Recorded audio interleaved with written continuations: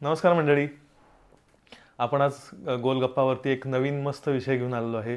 माझा मित्र सचिन मदने जो एक ट्रेकर आहे, तर त्याच्याबरोबर आपण इतक्या छान गप्पा मारलेल्या आहेत. तर SRTL ही जी आत्ता ट्रेल रन हे मॅरेथॉन आहे, याच्याबद्दल आपण खूप छान माहिती घेतलेली आहे त्याच्याकडून. तर इन्स्पिरेशनल गोष्टी आहेत, शिकायसारख्या गोष्टी आहेत. तर चला तर मग आपण ऐकूया. सचिन, काय म्हणतो? येस, मस्त छान. कशी तब्येत आता? ओके सगळं? हळूहळू रिकव्हर होते. बरोबर. 100 किलोमीटर उतरायला थोडा वेळ लागला. तर SRTL असे भरपूर मित्र, असे भरपूर असे त्याला मेडल्स मिळालेले आहेत. बरंच असं योगदान आहे त्याचं या ह्याच्यामध्ये. तर SRTL हे आपण याबद्दल जाणून घेणारच आहे, कारण आता जस्ट ते तुझी अचिव्हमेंट आहे, तुझ्या मुलाची पण ती अचिव्हमेंट आहे अगदी. तर ते करता करता ह्या फील्ड मध्ये आलास कसं, किंवा हे कसं काय, म्हणजे हा छंद पहिल्यापासून होता आणि तो वाढत कसा गेला, ह्याबद्दल मला जाणून घ्यायचं. ओके, हे थोडंसं इंटरेस्टिंगच आहे. जसं तू म्हणालास की माझी मेन आवड, मुख्य आवड ही म्हणजे रॉक क्लाइम्बिंग, प्रस्तरारोहण ज्याला म्हणतो, किंवा सह्याद्रीत घाटवाटा, सुरके किंवा गळी फिरणं. तर हा छंद हा पहिल्यापासून आहे. साधारण मी 2000 पासून पुण्यातल्या नामांकित संस्था किंवा असं यांच्याबरोबर एक्सप्लोरेशन किंवा रॉक क्लाइम्बिंग हे केलेलं आहे. तर तोच हा कायम कोर राहिलेला आहे, म्हणजे की हार्डकोर ट्रेकर, क्लाइंबर ही माझी पहिल्यापासूनची ओळख, म्हणजे की तो आवडता छंद. पण आता झालं काय की सगळेच आपण खूप एक मध्ये बॅड पॅच मधून गेलो, ज्याला कोरोना म्हणून. कोरोनात काय झालं की फिरण्यावर खूप सारी बंधनं आली. बरोबर. कुठे जातच येत नव्हतं. म्हणजे अगदी मला तर आठवतंय 4-5 महिने मी घरीच होतो. नेमकं त्या काळात बाबाही गेले होते, थोडस ते दडपण आणि असं तसं. म्हणजे पण इथे एक माझा मित्र राहतो शेजारी म्हणून, YMS म्हणतात त्याला, यलनिंग महादेव शेजारी. आम्ही शॉर्ट फॉर्म YMS इथंच धायरीत राहायचो. तो YMS म्हणलं, दादा आपण खंडोबा डोंगरावर का जात नाही. आणि आमचं असं होतं की कधी कधी काय होतं की तुम्ही खूप लांब फिरता पण जवळचं राहून जाता. बरोबर. तसं खंडोबा डोंगरावर किंवा हे असं कधी गेलो ना. एक फार पूर्वी मी कधीतरी गेलो होतो 10-15 वर्ष पूर्वी, असंच कात्रज सिंहगड करताना काहीतरी बघावं म्हणून. बरोबर. त्यावेळी मग असं लक्षात आलं की अरे जवळच्या जवळ मग सकाळी चोरून जरा इकडे तिकडे फिरणं सुरू चालू, खंडोबा डोंगरावर फिरणं सुरू झालं. तेव्हा आमच्या असं लक्षात आलं की काही धायरीतले किंवा त्या कात्रजच्या ह्याच्यावर काही लोक मस्त पैकी रन करतात. तर मला थोडस, आणि मेन पिंड डोंगरातला असल्यामुळे किंवा ते वेगळे पण पटकन हेरलं की अरे हे डोंगरात पळतात, चक्क काहीतरी वेगळं आहे. मग थोडस, आणि 2-3 दिवस ते सलगच दिसली मुलं ती. मग थोडीशी चौकशी केली काय करतायत. तर मग आम्ही मॅरेथॉनची तयारी करतो. मॅरेथॉन इथं काय, कारण माझ्या डोक्यात असं होतं की मॅरेथॉन हे मोस्टली रोडवरच होतात, तर इथं काय करताय. अरे नाही, ती एक SRT नावाची पण असते. SRT काय, सिंहगड राजगड तोरणा. सिंहगड राजगड तोरणा अशी SRT. ते 53 किलोमीटरची रेस असते. म्हणजे असं ते पटकन मग आतल्या ट्रेकरला किंवा आतल्या क्लाइंबरला ते असं पटकन हे झालं. सिंहगड राजगड तोरणा हा रूट तसा वेलमन आहे. बरोबर. ट्रेकर मंडळी हा नेहमी रूट, आणि मी केलेला आहे त्याच्या आधी, पण तो ऍज अ ट्रेक म्हणून. पण त्या टेरेनवर पळण्याची स्पर्धा होती, ती 53 किलोमीटर 12 तासात करायची. म्हणजे ते मला असं कुठेतरी तो आतला जो किडा होता, आणि म्हणजे ते पटकन ते असं ग्रास झालं, अरे वाय नॉट, मग आपण का नाही तयारी करायची. तर अशी सुरुवात झाली. म्हणजे ह्याच्या आधी मला रनिंग, म्हणजे कोविड काळ हा तुझा एक टर्निंग पॉइंट ठरला की मी माझ्या मुख्य आवडीपासून रनिंग कडे वळण्याचा. ते थोडं ऍक्सिडेंटली, नाही तर आय डोंट थिंक मी कधी इकडे आलो असतो. आम्ही आमच्यातच, म्हणजे जे आहे आवड ती त्याच्यातच, म्हणजे जास्त योगदान तिकडे होतं. तर मग ती तशी सुरुवात झाली. पण आता यासाठी करायची तर आहे, पण मग थोडस आजूबाजूच्या ट्रेकर मंडळीत पण जरा थोडी चौकशी सुरुवात केली. तर लकीली माझे काही मित्र, म्हणजे आमचे जुने गुरुजी, ग्रेट गिर्यारोहक अरुण सावंत सरांनी हे ट्रेल रनिंगचं, म्हणजे त्यांनी वेगळ्या धर्तीवर ट्रेल रनिंग सुरू केलं. म्हणजे कर्जत टू कसा राहावे, किंवा असं त्यांनी नाणेघाट टू भीमाशंकर, अशा ट्रेल रन त्यांनी आधी म्हणजे रेस असं नाही, पण स्वतःला आव्हान देऊन, म्हणजे 100 किलोमीटर 24 तासात किंवा नाणेघाट टू भीमाशंकर असं 53 किलोमीटरचं अंतर, हे प्रयोग त्यांनी आधी बऱ्याच जणांवर केले होते. लकीली त्यातले माझे काही मित्र जसं संजय शेळके, सागर आंबळे, ही मंडळी, सूरज मालुसरे, ह्यांनी याच्या आधी 1-2 वेळा यासाठी अटेम्प्ट केली होती. ओके. मला तो शोध लागला नंतर. म्हणजे तुमच्याच ग्रुपमध्ये शोधले म्हणजे ते नशीब होतं ते की अरे, पण त्यांना कदाचित माझी आवड नसल्यामुळे त्याने विचारलं नाही, पण मी कधी विषयच निघाला नाही. पण असं ते म्हणतात ना, तुम्ही एखादी गोष्ट जर डोक्यात घेतलीत किंवा आवडलं तर ते आपोआप वाटा गुंते सुटत जातात. शाहरुख खानचं हा, ते पुरी कायनात गेल्याने कोशिश करते. मग संजय त्यांच्याबरोबर थोडस, अरे हा यासाठी मग संजू तर म्हटला, त्याने मी 2दा प्रयत्न केला. संजू शेळके हा एक उत्तम ट्रेकर. ओके. पण मला तेही दडपण आलं की अरे, मी सचिन याच्या आधी 2दा ट्राय केली. 25 आणि ह्या यासाठी कॅटेगरीज असतात, म्हणजे सिंहगड 11 किलोमीटर, मग सिंहगड ते राजगड बेस पर्यंत 25 किलोमीटर आणि सिंहगड ते तोरणा 53 अशा. तर 25 तर म्हणे सचिन आपण एवढे वर्ष ट्रेक करतो, 25 मध्ये काय चॅलेंज आपल्यासाठी? 25 तर कधी करू. आणि मलाही तेच होतं की 25 का करायचं? 25 किलोमीटर रनिंग करणे हे फारसं अवघड नाही. 6 तासात, म्हणजे आपण आता एवढी वर्ष डोंगरात घातली तर 6 तासात 25 किलोमीटर अंतर करणं काय आपल्यासाठी म्हणजे आहे, कधी करू शकतो हे. पण 53 नक्कीच चॅलेंजिंग होतं. त्यामुळे माझा पहिला ओढा हा 53च करायचा. ही साधारण गोष्ट आहे 2021ची. तर मग आता ग्रुप मिळाला, मग त्यांची तयारी सुरू होती, मग त्यांच्यात जायला. पण आता म्हणजे हा सगळाच प्रकार नवीन. सुरुवातीला मग गिअर काय असतं माहित नाही, मग ट्रेकिंगचे शूज घालून पळायचो. मग त्यांनी जर असं सुरुवातीला इथंच पळायचं, कसं डोंगरात पळायचं, रोडवर पळायचं, काहीच माहिती नाही. मग ट्रेकिंग शूज घालून पळायचो. ते शूज जड असतात, ट्रेकिंगचे शूज वेगळे असतात. मग गिअर माहिती नव्हतं. मग गिअर म्हणजे काय असतं? कारण तुमचं एक ट्रेकचं एक वेगळा हे असतो, एक ट्रेकची सॅक असते, शूज असतात. तर तसं रनचे लाईट वेट शूज असतात, त्याच्यात थोडं तुम्हाला चांगली ग्रिप असते, ते बऱ्यापैकी महागडे असतात. साधारण ट्रेकचा शूज तुम्हाला 800 ला येतो. तर मी जो माझा पहिला शूज घेतला ट्रेल रनिंग रोड रनिंग साठी, तो साधारण 10,000चा होता. मला 2 दिवस झोप नव्हती, पण एक डोक्यात होतं. मी आमचे कौस्तुभ पालेकर म्हणून दादा, त्यांना एकदा बोलून पण गेलो, दादा हा महागडा शूज घेतलाय, पण हा महागडा शूजच मला पळवेल, कारण मला लाज वाटेल जर मी 10,000चा शूज घरात ठेवून पळत नाही तर मला लाज वाटेल. असं ते अशी सुरुवात झाली. थोडं शूज चांगले कुठले वापरायचे कळत गेलं, किंवा ती आमची एक हैदराबाद म्हणून प्रकार असतो, ती असतं. याच्यातलं गिअर, मग पळताना न्यूट्रिशन कसं वापरायचं, कारण तुम्ही नॉर्मली भाजी पोळी तर खाऊ शकत नाही. मग हायड्रेशन बरोबर इलेक्ट्रोलाइट बॅलन्स कसा ठेवायचा. 5-10 किलोमीटर तुमच्या शरीराला मग इलेक्ट्रोलाइट्स कमी होतात, मग क्रॅम्प्स येणं. तर ह्या बऱ्याचशा गोष्टी खूप साऱ्या नवीन होत्या. मग ती जर्नी साधारण 2021च्या जून मध्ये सुरुवात झाली, 6 महिने आधी.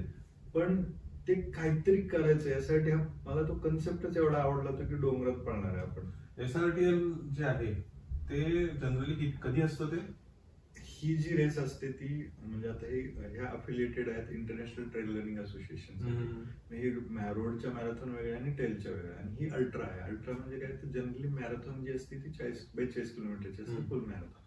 पण any distance which is above 45 किंवा 50 त्याला अल्ट्रा बोललं जातं. ओके. ते अल्ट्रा, कारण 53 असल्यामुळे. आणि ही इंटरनॅशनल ट्रेल रनिंग असोसिएशनला अफिलिएटेड आहे. त्याचं रिझन असं की जगात, म्हणजे आता आपल्या इथं अजून आत्ताच सुरुवात झाली, पण बाहेर युरोपमध्ये किंवा अमेरिकेत खूप हाय लेवलच्या अल्ट्रा ट्रेल रन होतात. त्यांचे आल्प्स आहे, अँडीज इकडे तिकडे.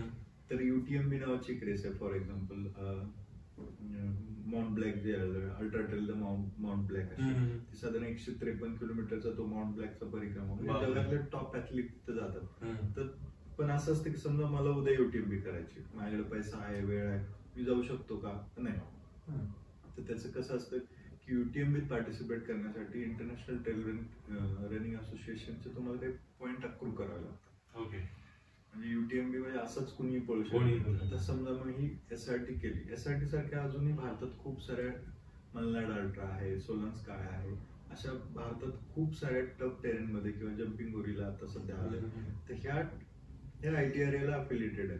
समजा तुम्ही सर्टन डिस्टन्स केलं, जसं SRT केली 53, तर तुम्हाला 4 पॉईंट 3 पॉईंट मिळतात. एका सीझनला तुम्ही मिनिमम 20 पॉईंट 15 पॉईंट अक्रू केले, then you are eligible for international races. हे असं स्ट्रक्चर आहे. ओके. त्याच्यातली एसआरटी आहे. एसआरटी साठी असं हे आहे का काही की नाही, कारण हे आता सध्या आपल्या इथं थोडा प्रकार वाढतोय. जरी आपण इंटरनॅशनल ठेवतो, कारण हे पॉईंट्स आपल्याला international we welcome international athletes आणि बाहेरून येतात, जसे केनिया किंवा इकडून ऍथलीट्स येतात आहे, कारण त्यांच्यासाठी सह्याद्री हा तसा टफ आहे आणि सह्याद्री आहेच टफ. तर ही एसआरटी अशी अफिलिएटेड आहे. सुरुवात अशी. तुला कधी कळलं? आता जनरली डिसेंबर मध्ये असतं, मग 2021 साली तुला कधी कळलं? हा, म्हणजे साधारण आम्ही आमचं जे म्हटलं पोस्ट करोना एप्रिल जूनचाच तो काळ होता, जेव्हा थोडस ते म्हणजे ते एक बरं झालं. हा, म्हणजे एक साधारण 6 महिने वेळ होता. 6 महिने वेळ होता म्हणजे अगदीच, आणि 6 महिने परफेक्ट आधी कळलं मला. बरोबर. पण खरं सांगायचं तर तेव्हा तयारी अशी म्हणता येईल की मी, कारण नुकतंच करोनातून उठलो होतो म्हणजे त्या ह्याच्यात मला चांगलं आठवतंय की मी आणि वायमेच्या फर्स्ट टाइम खंडोबा डोंगराला गेलो होतो. आता मी बराच फिरलेलो आहे, केलेलं आहे, पण ते काही नसतं तुमचा पास परफॉर्मन्स वगैरे काही. त्या दिवशी मला चांगलं आठवतं की खंडोबा डोंगर फक्त 3 किलोमीटरचा आहे पायथ्यापासून. तर 1.5-2 किलोमीटर झाल्यानंतर मला त्यांना हातापायाला मुंग्या आल्या, जीभ कोरडी पडली, कारण मागचे 4 महिने घरातनं बाहेरच नव्हतं सगळं ते ह्याच्यात. तर मला बसलेलं आठवते 1.5 किलोमीटर नंतर. मग कारण मसल मेमरी असते किंवा थोडंसं बसून पाणी पिलो, बरं वाटलं, आम्ही जाऊन फिरून आलो. पण मग इथून सुरुवात होती 1.5 किलोमीटर ते 53. आयुष्यात कुठलाही रेसचा अनुभव नव्हता. बरोबर. पण मग ती 2021 साली म्हणजे असं होतं की बऱ्याच वेळा त्यांना अंतर हळूहळू खूप, आणि सागर अंबराळे वगैरे हे जे आमची संजू शेळके ही जी गँग होती, त्यांनी अरुण सरांच्या तालमीत मुरलेले, ह्यांना ते अंदाज होता. आधी 2 यासाठी पळलेले होते, त्यामुळे त्यांनी खूप सिस्टमॅटिक तयारी करून घेतली की कात्रज सिंहगडच्या 14 किलोमीटर जो आहे कात्रज केटीएस नावानं, त्याच्या फेऱ्या, सिंहगडच्या फेऱ्या, मग त्यांनी थोडस स्ट्रेचिंग, वॉर्मअप, हे काही नव्हतं माहिती आहे.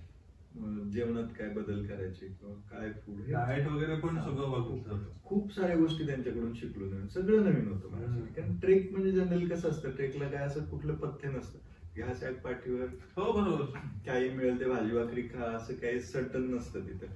तर हे पण कळलं की अरे कम्प्लीट स्पोर्ट आहे, हा शास्त्र आहे, प्रोफेशनली आपण हे करतोय, तर यासाठी या गोष्टी पाहिजे आहेत. कुठले बॅग घेतले आणि निघालो असं नाही. येस येस, अगदी संजयने आणि खूप सिस्टमॅटिक तयारी करून घेतली. पण तेव्हा मला असं जेव्हा फर्स्ट टाइम मी म्हणजे 10-11, कारण ट्रेक मॅक्सिमम केलं आम्ही, म्हणजे एक जनरली पद्धत आहे आमच्या 10-20 किलोमीटर ट्रेक आला की तंगडतोड ट्रेक वगैरे बोलतात, खूप चाललो. पण ती सगळे कन्सेप्ट दूर गेले.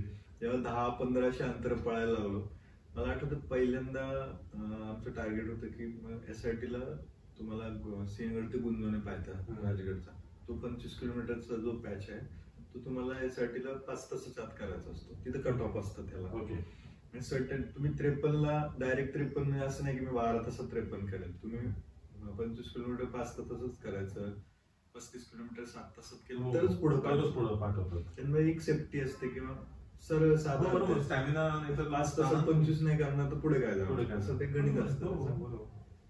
तर जेव्हा पहिल्यांदा मी आयुष्यात 25 केलं, मला साधारण 6.5-7 तास लागले. पण ती एवढी भारी फिलिंग होती की आपण 25 करू शकतो. दुसऱ्या वेळी मी 6 तासाच्या आत कम्प्लीट केलं. बरोबर. दुसऱ्या प्रॅक्टिसला तेव्हाच संजूला म्हटलं, बघ मला माहिती होती 25 करणार केली. Main target 53. पण 53 खरं सांगायचं तर तो रूट असा आहे की तुम्ही सिंहगड चढता, पूर्ण सिंहगड उतरून विंजरवरनं खाली गुंजवण्याला उतरता, मग साधारण 10-11 वाजता तुम्ही राजगड पायथ्याला चढता. भर उन्हात तुम्हाला राजगड 3 किलोमीटर चढायचं. मग राजगडला संजीवनी मॅचपर्यंत फेरी मारून बुतोंडी खिंडीत उतरायचं. आणि बुतोंडी खिंडीचा कट ऑफ 8 तासाचा असतो. पण 8 तासात तिथं पोहोचून चालत नाही, कारण पुढचं अंतर परत कव्हर होतं. तुम्हाला 7 तासाचं टार्गेट ठेवून बुतोंड्यात उतरावं लागतं. बुतोंड्यात साधारण तुम्ही 1.5-2ला उतरता. त्यानंतर बुतोंड ते तोरण्याची मागची बाजू एक कम्प्लीट 360 डिग्री तुम्हाला ऊन लागतं. तिथे एकही झाड नाही. तो मागून पूर्ण तोरणा चढायचा. हे जेव्हा प्रॅक्टिस करताना मग असं माझ्या डोक्यात आलं, आपला निर्णय तर चुकला नाही ना, कारण आपल्याला अनुभव नाही. कारण बुतोंड्याचं मला आठवतं पहिल्यांदा आम्ही 8 तासाचा कट ऑफ जेव्हा चेस केला, तर पहिल्यांदा 10 तास लागले. 8 तास दूरच. दुसऱ्या वेळी 8 तास काहीतरी 3 मिनिटं लागली. तर मला अशी हुरहुर लागली होती की 3 मिनिटं लेट आलो आपण. आणि ते बुतोंडे करताना जेवढे जीवाचे हाल झाले, कारण नंतर मी बुतोंड्याचा जो मी सेकंड अटेम्प्ट केला होता 8 तास काय ते 3-4 मिनिटं, त्यानंतर मला 4 दिवस चालता येत नव्हतं. पण एवढी एनर्जी आणि त्यानंतर 35 किलोमीटरचं आहे. तर अशी ती, पण तेव्हा विचार करायचो मी, आपला आमचा एक चांगला मित्र आहे ट्रेकिंग मधला आशिष मिळवकर, त्याला विचारलं अरे हे असं आपण जेव्हा खूप प्रमाणाच्या बाहेर बॉडीला खेचतो मरत बिरत तर नाही ना मला जाणवायचं आपण किती बॉडीला ताणतोय. तर त्याला मी विचारलं पण असं काय होत नसतं म्हणे तू. तर एवढं ते चॅलेंजिंग होतं 53. एवढ्या लेवल पर्यंत मेंटल स्टेज आपल्याला हे करायला लागते, स्ट्रॉंग व्हायला लागतं, याच्यातून काही होणार नाही. आणि ऍक्च्युली होता माझा प्रश्न की माणूस मरत तर नाही आहे, कारण एवढे हाल व्हायचे, एक्झॉस्ट होणार ना. तर मग पहिल्यासाठी जी केली मी 2021 साली, ऑफकोर्स संजीव सागरांबळे यांचं खूप योगदान आहे त्याच्यात, त्यांनी खूप छान गाईड केलं. तर जी रेस सुरू केली आणि ती साधारण 12 तासाचा कट ऑफ होता, पण ते आम्ही संजीव बुतंड्यांत माझ्या बरोबरच होता बऱ्यापैकी. तर ते 11 तास 20 मिनिटात माझ्या आयुष्यातली पहिली मॅरेथॉन 53 किलोमीटर अल्ट्रा, आणि पहिल्यांदाच पडलो 53 पडलो, एवढं भारी वाटलं तेव्हा. आणि संजू तो खूप खुश, अरे संजू म्हणे अरे सचिन तू काय बात आहे, तुम्ही तर कर दिया, माझा 3रा अटेम्प्ट आहे, तुझा पहिला अटेम्प्ट आहे. आणि संजू माझ्यासाठी इज लाईक. 53च्या आधी किती किलोमीटर झालं होतं म्हणजे त्या प्रॅक्टिस मध्ये? हा म्हणजे ही जी साधारण प्रॅक्टिस होती, जसं पहिलं म्हटलं, मग पहिलं तर मी 1.5-2 महिने नुसतंच खंडोबा डोंगराच्या वाऱ्या, बरोबर, माहितच नव्हतं. मग संजू त्याच्यात 2 महिन्यांनी संजय भेटला, मग त्यांच्याबरोबर केटवेसला साधारण 10 किलोमीटर 12 किलोमीटर, मग त्यांनी सिस्टमॅटिक अंतर वाढवलं की आपण हे आठवड्यात 15 करायचं, मग 20 करायचं, मग 25 करायचं. मग 25 झाल्यानंतर आम्ही पुढचा टप्पा म्हणजे राजगड ते तोरणा असा, तो टेरेन पूर्ण बघून घेतला, किंवा बुतोंडे ते शेवटचा टप्पा, असं ते सलग तुम्ही केलंच नाही, सलग SRTच्या वेळीच. हा हो, कारण सलग मग त्याचं काय उपयोग नाही. एकदा करून बघितलं असं किती वेळ लागतो, तेव्हा तेवढी तयारी नव्हती आमची, किंवा सागरचं असं म्हणणं होतं की नाही जे इनपुट आहेत ते रेसच्या दिवशीच द्यायचे, आधी एक्झॉस्ट नाही होतं. तर मॅक्सिमम प्रॅक्टिस आमची 30-35 किलोमीटर पण नक्कीच झाली होती. आणि सागरच्या दृष्टीने 35 किलोमीटर अंतर हे 53 साठी योग्य आहे, त्याच्या पुढे जायचं नाही, ते रेसच्या दिवशी होऊन जातं, वेगळी एनर्जी असते, उगाच एक्झॉस्ट नाही व्हायचं. तर ते असं आणि झालं, प्रश्न वाढत नाही तर. आणि इट वर्क म्हणजे मेंटॉर ह्याच्यासाठी खूप महत्वाचं आहे. येस असं म्हणजे मेंटली तुम्हाला स्ट्रॉंग करतो, तुमची स्टॅमिना स्ट्रेंथ वाढवायचा मदत करतो, आणि कुठं स्ट्रेच करायचं आहे, काय स्ट्रेच करायचं आहे, याला मेंटॉर नसतं तर मग कदाचित मी माझ्या विल पॉवरनं किंवा आवडीनं ती केली असती, पण म्हणजे सगळं अर्धवट झालं असतं, चुकीचं गिअर वापरणं, आणि विच लीड्स टू इंजुरीज. तुम्ही ह्या डिस्टन्सची जेव्हा अंतर करता, कारण मी खूप चांगले ऍथलीट्स बघितलेले आहेत की जे इंजुरीज मुळे बाहेर पडले. तुम्ही म्हणजे रनच्या आधीचा वॉर्मअप, नंतरचा स्ट्रेच, रनच्या ड्युरिंग तुम्हाला प्रत्येक म्हणजे 15 मिनिटाला इलेक्ट्रोलाइट तुमचं फीड करणं, म्हणजे सगळं बॅग मध्ये घेऊन जातात. मिनिमम 8 स्टेशन असतात, पण तरी 10 किलोमीटर हा सेल्फ सपोर्टेड रेसेस असतात ट्रेलरला. तुम्हाला रोड मॅरेथॉन सारखं दर 5 मिनिटाला कोणी ग्लास घेऊन थांबलेलं, ते सगळं तुमचं नियोजन करून. पण हे खूप गरजेचं असतं मेंटरशिप, वी डिड दॅट. पण तुमच्या त्या मित्राचं पण तुमच्यामुळे झालं नाही, बोलत माझं त्याच्यामुळे झालं. त्यांचा 3रा अटेम्प्ट होता. नाही, पण ही वॉज खूप स्ट्रॉंग कॅन्डिडेट आहे तो संजय. आणि इनफॅक्ट बुतोंडे 35 किलोमीटरला तो माझ्या पुढे 10-15 मिनिटं जाऊन त्याची रेस बीस प्रॉपर झाली होती. पण संजूला बघितलं मला थोडंसं छान वाटलं, अरे जसं आधार असतो. माझी रेस मी 5 मिनिटातच उरकली रेस, आणि त्याला जॉईन झालं, आणि त्यानं 35 पासून 53 पर्यंत त्यानं मला थ्रू आउट मेंटर केलं, आणि तो स्ट्रॉंग होता माझ्यापेक्षा, आणि त्याला अनुभवही होता, टेरेन माहिती होता. मी त्याला सोडला नाही, त्यानं मला पाठीमागे राहून दिलं नाही. आणि ही डोंगरातली मैत्री, this is something we learn from the. त्याने बरोबर गाईड करून नेलं मला, आणि आमच्या दोघांचंही म्हणजे अगदी स्ट्रॉंग फिनिश याला म्हणतो. कारण we are not professional athletes, कारण हीच 53 किलोमीटर जो आता विनर आहे त्यानं 5 तास 40 मिनिटात केलेली. दार्जिलिंगचा हेमंत लिंबू म्हणून आहे, पण आपण त्या लेवलला नाही. आपलं कन्सिडरिंग 40+. काय म्हणजे कंटिन्युअस तो स्पीड काय 5 तास 40 मिनिटं म्हणजे अनबिलिव्हेबल. त्याच माणसानं आता GSRTL बद्दल आपण बोलतोय 100 किलोमीटर 10 तास 40 मिनिटात केली. तर पण आपल्याला ते लेवल, आपल्याला एक आमचं पाळंदे सर म्हणायचे, जस्ट गिर्यारोहक आमचे पाळंदे सर, आनंदासाठी गिर्यारोहण करा. आता आपल्या एजला आपण जे करतो हे हॅपीनेस साठी करतो, कारण आपल्याला तर कुठलंही टायमिंगच्या मागं लावतो, इंजुरी होणार, एन्जॉय करू शकणार नाही. आपलं कन्सिडरेशन जे आता समजा कट ऑफ आहे 12 तास, आपण रेस कम्प्लीट करणे टार्गेट म्हणजे मला पुढच्या वर्षीची पण रेस खेळता येईल. कम्प्लीट करणं पण ही फार मोठी अचिव्हमेंट आहे. डिस्टन्स म्हणजे काय झालं, रनिंग करत जाणं म्हणजे काय. 53 झाली. मग त्याच्यानंतर आम्ही एक वेगळ्या ट्रेल, जसं मी मगाशी त्यांचं नाव घेतलं, आपले ज्येष्ठ गिर्यारोहक अरुण सावंत सर, त्यांना हे सह्याद्री ट्रेल खूप आवडायचं. तर आमच्या त्या गँगच्या डोक्यात होतं की कात्रज ते रायगड हे 80 किलोमीटरचं डिस्टन्स 24 तासात करायचं. म्हणजे असं कुठं SRT वगैरे काय? मी अरुण सरांची ती पद्धत की स्वतःला एक चॅलेंज द्यायचं, 24 तासात आणि करायचं. तर कात्रज ते रायगड हा म्हणजे थोडा असं काय म्हणतात ते शक्यच गोष्ट आहे. पूर्ण कात्रज सिंहगडच्या त्या 17 टेकड्या, परत सिंहगड, राजगड, तोरणा, मग लिंगाण्याची बोराटाणा, सिंगापूर उतरून रायगड चढायचं. शेवटी 80 किलोमीटर तुम्ही 24 तासात टार्गेट घेताय. 2022 हे आमचं त्या तयारीत गेलं. माझं 22ला साधारण आमची 19 जणांची टीम होती. 19 मधले शेवटच्या आम्ही 8च पोहोचलो. त्यातलं 3घांचं 24 तासात कम्प्लीट झालं. दोघं साधारण 26 तासात गेली आणि आम्ही राहिलेले 29 तासात पोहोचलो रायगडच्या पहिल्या.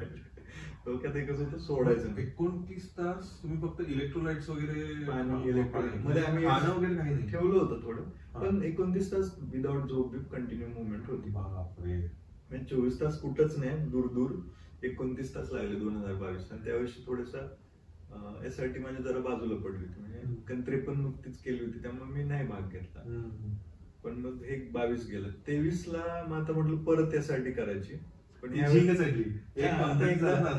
अल्ट्रा कम्प्लीट केलं. आणि आम्ही 2022 साली कात्रज रायगड पण दुसऱ्यांदा 24 तासात माझं झालं.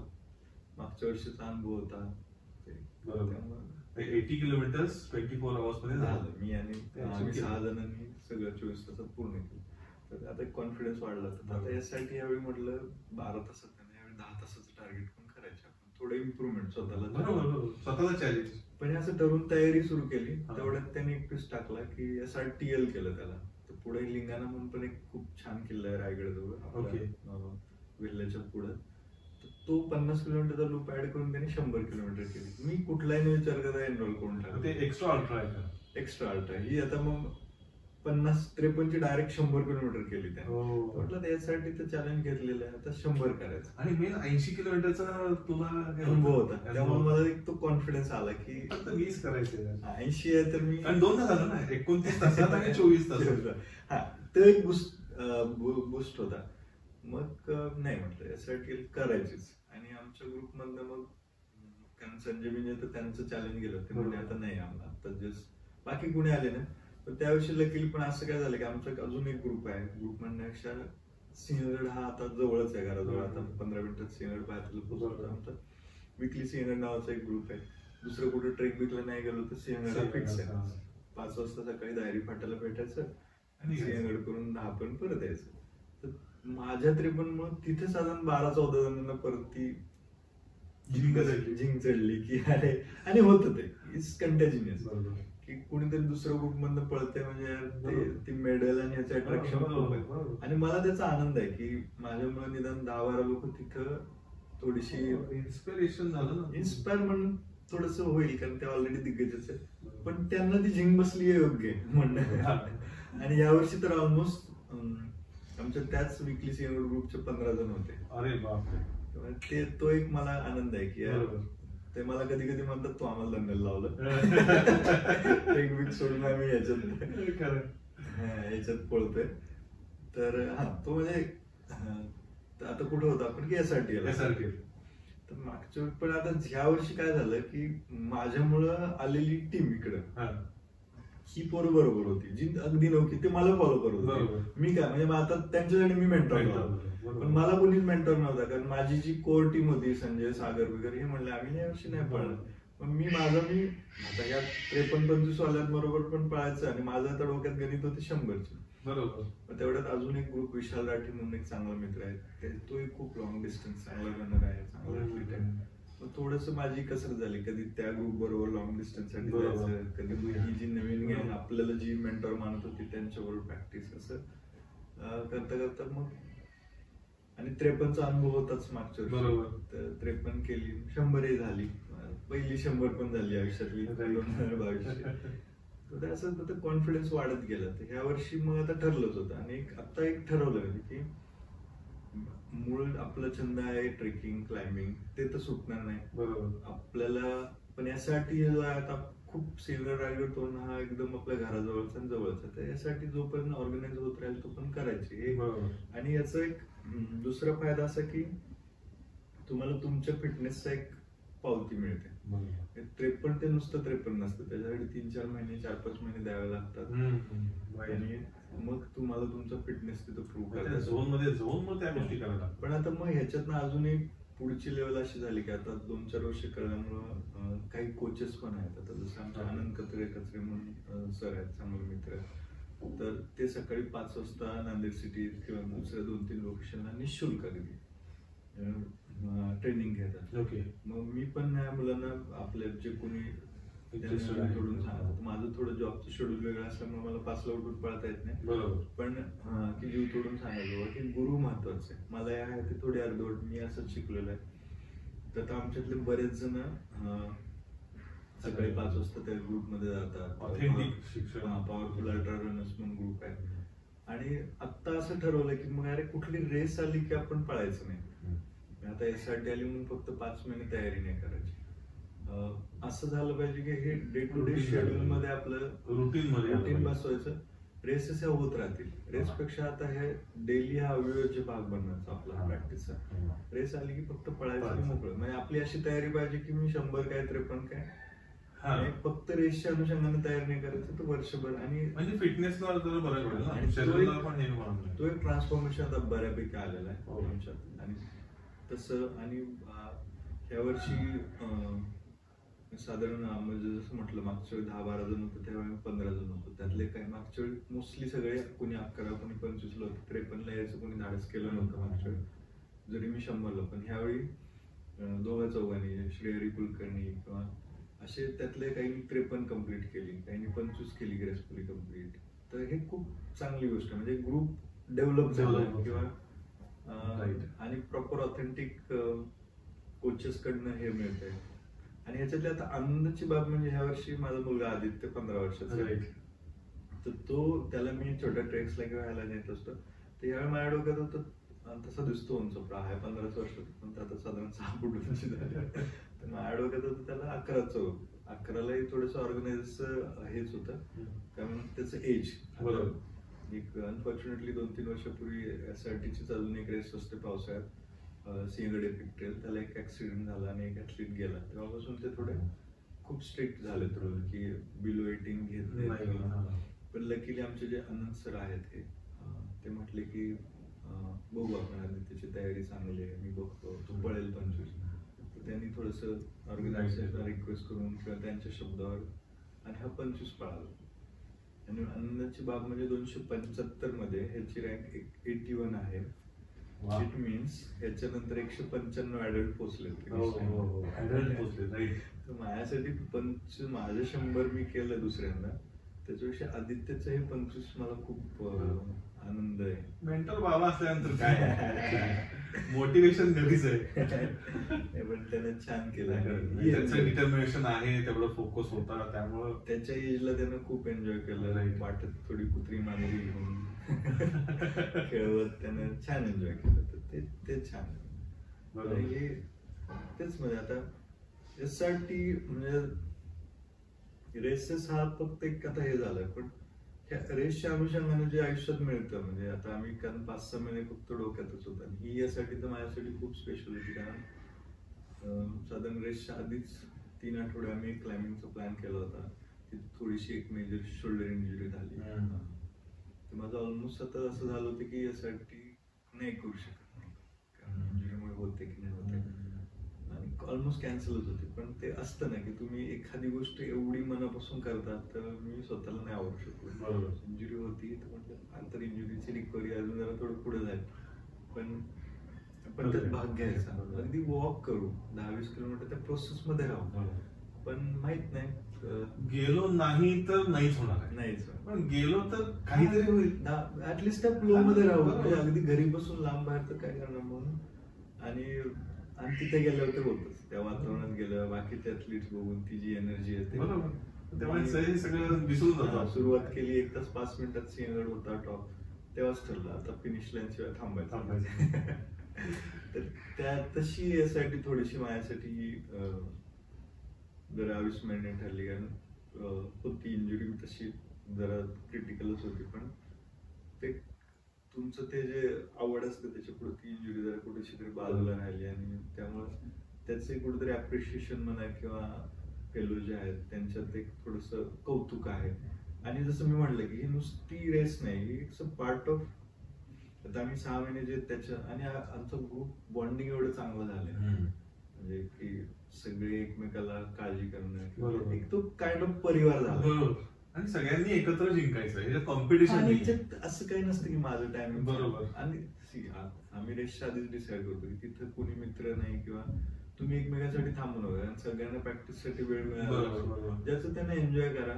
कुणा अशा अपेक्षा नसतात की तू माझ्यासाठी थांब, आणि येस ऑब्विसली जसं संजू माझ्यासाठी थांबला, ती एनर्जी असते. पण म्हणजे अपार्ट फ्रॉम रेस आम्ही जे आता जे बॉन्डिंग झालंय ते खूप मॅटर करतं. तो म्हणतात ना एक्सटेंडेड फॅमिली. आता ही जी काही 10-15 जणांचा ग्रुप आहे, आणि आजच फॉर एक्झाम्पल आता आमच्या आनंद कसं आहे, तर एक माझ्या मित्राचे वडील गेले किंवा हे, तर तो काल आज आम्ही भेटतोय, किंवा असं एक बॉन्डिंग झालेलं आहे. बॉन्डिंग एक सोशल ग्रुप. म्हणजे SRTL हे फक्त असं मॅरेथॉन आणि ट्रेल रन नाहीये, तर एक याच्यातून बऱ्याचशा गोष्टी आपल्याला अचीव्ह होतात. जसं तू म्हणलास की कुटुंब मिळतं, एक एक्सटेंडेड फॅमिली होते, एक म्हणजे एक आव्हान द्यायला एक फक्त एकटा राहत नाही, तर एक समूह मिळतो, आणि हे समूहाचीच ताकद असते. कारण म्हणजे उद्या मी SRT तर रूट माहितीच आहे, मी एकटा जाऊन हे करू शकतो, त्याला काही मला नाही वाटत त्याच्यात काय अर्थ आहे किंवा चॅलेंज आहे. तेवढं मजा एन्जॉय तुम्ही त्या ग्रुप मध्ये करता, तिथे ते फेलो ऍथलीट्स असतात, किंवा आम्हाला सपोर्ट द्यायला ही जी बाकीची टीम होती, ती मजा आहे. आणि आपण जसं म्हणतो, आपण थोडेसे वी आर सोशल आहोत ऍज अ ह्युमन, तर ही खरी स्ट्रेंथ आहे मला वाटतं, आणि तिथनच एनर्जी मिळते. कारण मी स्वतः अनुभवलंय, कारण त्या रूटवर मी बऱ्याच वेळा पळालोय, पण तुम्ही एकटं पळताना ज्या दिवशी रेसवर पळता त्या दिवशीची एनर्जी ॲब्सोल्युटली वेगळी असते. म्हणजे आता SRTL म्हणजे आता नेक्स्ट इयरला आता डायरेक्ट असणार आहे. ऑब्विसली आता जसं मी मगाशी म्हटलं, ही रेस जो पण होणार तो पण आम्ही आहे. पण आता तेच म्हटलं की फक्त SRTL पेक्षा अजूनही आता, कारण हे जसं आम्हाला सुरुवात नवीन होती, आता ऑलमोस्ट बाकीच्या ग्रुपला 2 वर्ष झाली, माझी 3री रेस होती, तर आता थोडंसं अजून बाहेर पण एक बर्गमन म्हणून प्रकार असतो किंवा आयर्नमॅन असतो, म्हणजे त्याच्यात आधी स्विमिंग असतं 2 किलोमीटर, किंवा फुल मॅरेथॉन आयर्नमॅनला 4 किलोमीटर स्विमिंग, मग सायकलिंग 120 किलोमीटर किंवा 60, आणि 42 किंवा 21 किलोमीटर रन करणं, असं ते कॉम्बिनेशन असतं. अशा किंवा कुठेतरी आता मलनाड अल्ट्रा होते, किंवा समजा कुठं आसामला होते, येतील मागे मोर, असं झालंय.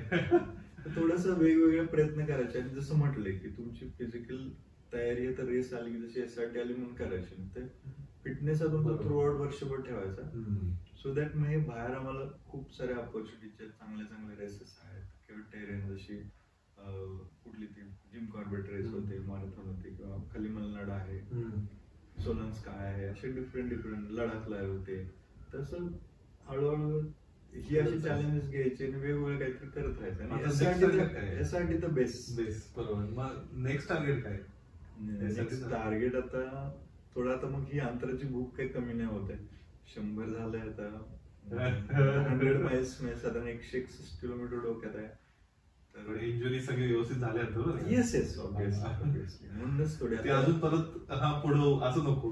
फेब्रुवारीत इनफॅक्ट माझं मेन टार्गेट हे यावर्षी 161 किलोमीटरच होतं. डेक्कन अल्ट्रा नावाची एक कळसुबाई मदन कोलंग ह्या परिसरात भंडारदरामध्ये होते आणि हे SRT मी त्याची तयारी म्हणून करणार होतो 100. पण अनफॉर्च्युनेटली थोडस इंजुरीमुळे आता बॅकस्टेप आलो. ह्या वर्षी कदाचित होणार नाही डेक्कन अल्ट्रा, पण पुढच्या वर्षी नक्की होणार. आमच्या सगळ्यांच्या शुभेच्छा आहेत तुला. 161 आता हे डोक्यातलं नवीन क्लिअर आहे. आता म्हणजे आता 161 ठीक आहे, 2025चं टार्गेट थोडंसं आपण पुढे ढकललंय, पण SRT तर असणारच आहे बरं, कारण त्याच्यासाठी आता तयारी म्हणजे काय वर्षभर तुम्ही तयारी करणार. पण आता जसं 15 जणांचा तुमचा ग्रुप झाला तसं नवीन जणांना आता जोडायचं असेल तर ह्या पॉडकास्ट मधून आपण काय संदेश देऊ शकतो किंवा लोकांना मोटिवेट करण्यासाठी काय करू शकतो की काय करा. आणि मुळात रनिंग हेच खूप म्हणजे खूप चॅलेंजिंग किंवा छान प्रकार आहे. त्यातलं तर ट्रेल रनिंग डोंगरातला. तर मी तर म्हणतो आम्ही आमचं जसं ग्रुप म्हटलं दर रविवारी सिंहगडला भेटतोय, सिंहगडला जातोय. जे इच्छुक आहेत ते आर मोस्ट वेलकम. त्यांनी यावं आमच्या बरोबर. आणि हा जो 21चा ग्रुप आहे मी म्हणतो 200चा व्हावा. बरोबर. आणि खूप साऱ्या लोकांनी यावं, जॉईन व्हावं. आणि आपल्याकडे शेअर करण्यासारखं खूप आहे. आता आमचा 1-2 वर्षाचा एक्सपिरियन्स आहे. आणि पण एवढंच की लोकांनी जॉईन झालं की आपोआप घडत जातं. आवड पाहिजे. SRTL बऱ्याच जणांनी व्ह्युअर्सनी पहिल्यांदा ऐकलं असेल SRTL हे नाव. तर नक्कीच तुम्हाला जर इंटरेस्ट असेल तर तुम्ही नक्कीच ह्याच्यात कमेंट्स करू शकता. तुम्हाला मदत केली जाईल. कमेंट्सला आम्ही रिप्लाय देऊ आणि तुम्हाला नक्की गायडन्स केला जाईल की काय आहे काय नाही आहे. आणि रेसचे अजून डिटेल्स जर तुम्हाला हवे असतील तुम्ही वेस्टर्न घाट रनिंग फाउंडेशन हे एक ऑर्गनायझेशन आहे. ही संस्था आहे वेस्टर्न घाट रनिंग फाउंडेशन. दिग्विजय नाना जेदे हे त्याचे फाउंडर आहेत. म्हणजे खूप त्यांचं रिच हेरिटेज आहे. जेदेंचे ते वंशज आहेत असं ते. तर ते डायरेक्टर आहेत. तर तुम्ही वेस्टर्न घाट रनिंग फाउंडेशन SRTL याची खूप म्हणजे डिटेल माहिती ही नेटवर आहे. रेसेसचे मागच्या 6 वर्षाचे सगळे रिझल्ट आहेत ते चेक करू शकता. आणि प्रॅक्टिसला जसं आता म्हटलंय की कम जॉईन अस. येस, आम्हाला परिवार वाढवायचा आहे. आणि हे इतकं छान, हे बघा हे मेडल आहे SRTL आणि असे छान पद्धतीनं असे सर्टिफिकेट वगैरे मिळतात जे प्राऊड मोमेंट आहे हा. आणि महाराष्ट्रामध्ये असून अशा ऍथलीटना असा स्कोप आहे तर याच्याबद्दल नक्कीच तुम्ही इच्छुक असाल तर कॉन्टॅक्ट करा आणि SRTL मध्ये भाग घ्या. तर याच गप्पांवरून आपण बऱ्याचशा गोष्टी अजून डिस्कस करायच्या आहेत. SRTL हे पुढचे काही चॅलेंजेस आहेत किंवा अजून त्यांचे वेगवेगळ्या गोष्टी एक्सप्लोर करायच्या आहेत. तर त्याच्यात पुढचे पॉडकास्ट आपण सिरीज घेऊ नक्कीच. तर इथे आपण थांबतोय. सचिन काय सांगाल शेवटचं? हे पॉडकास्ट बघून म्हणजे मी जसं म्हटलं आम्हाला परिवार वाढवायचा आहे. रनिंग मध्ये खूप छान मजा आहे डोंगरांमध्ये. हीच अपेक्षा आहे की मला काही नक्कीच I am expecting some contact किंवा कॉल्स या आम्हाला जॉईन. बरोबर. म्हणजे आता 15 जण आहेत ते 200 2000 अशी कम्युनिटी, अशी फॅमिली, एक्सटेंडेड फॅमिली त्याला करायची आहे. ओके, तर याच याच्यावरती आपण थांबतोय. सो धन्यवाद. थँक्यू.